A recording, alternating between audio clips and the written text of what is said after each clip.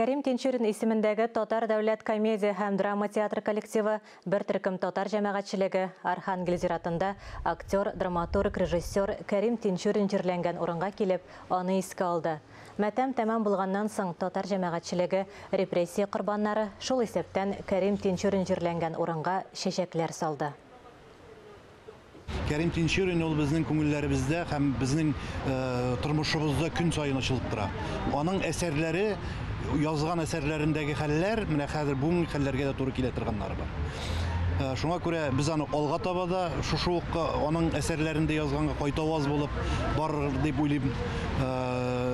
Һәрбер әсәренең күз алдында уздырган вакытта күрәсең, менә туктагыз әле, бу шушы әсәргә язылган бит әле, менә бу шушы әсәрдә язылган бит әле, менә ничә еллар узса да, инде 100 елдан артык дип әйтик. Безнең Кәрим Тинчуриныбыз сәхнәдә генә түгел, тормышта да һәр вакыт үзенең кайтавазын таба.